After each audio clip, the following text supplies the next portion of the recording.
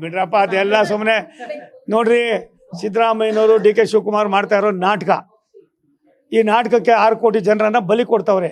ಅಭಿವೃದ್ಧಿ ಮಾಡ್ರಿ ಅಂದ್ರೆ ಬಿಟ್ಟು ಏನೆಲ್ಲ ಮಾಡ್ತೀರ ಅಂತ ಹೇಳ್ತಕ್ಕಂಥ ಇಂಥ ಕೆಲಸ ಇದಿದೆಯಲ್ಲ, ಸೇಮ್ ಬದಲಾವಣೆ ಮಾಡೋದು ಬಿಡೋದು ಅವ್ರಿಗೆ ಸೇರಿದ್ದು ಅದೆಲ್ಲ ಜನಗಳಿಗೆ ಯಾಕೆ ಹೇಳ್ತೀರಿ? ನಿಮಗೆ ಇನ್ನು ಮುಂದಾದರೂ ಸ್ವಲ್ಪ ಗೌರವವಾಗಿ ನಡ್ಕೊಳ್ಳಿ. ರಾಜ್ಯ ಸರ್ಕಾರ ಭಾರತ ಸರ್ಕಾರದ ನಡವಳಿಕೆಗಳನ್ನು ಅರ್ಥ ಮಾಡ್ಕೊಳ್ಳಿ.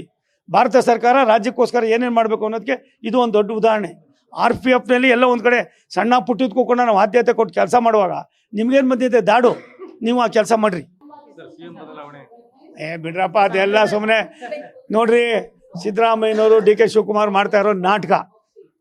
ಈ ನಾಟಕಕ್ಕೆ 6 ಕೋಟಿ ಜನರನ್ನ ಬಲಿ ಕೊಡ್ತಾವ್ರೆ.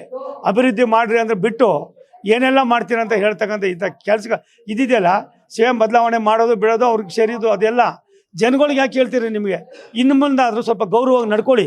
ರಾಜ್ಯ ಸರ್ಕಾರ ಭಾರತ ಸರ್ಕಾರದ ನಡವಳಿಕೆಗಳನ್ನು ಅರ್ಥ ಮಾಡ್ಕೊಳ್ಳಿ.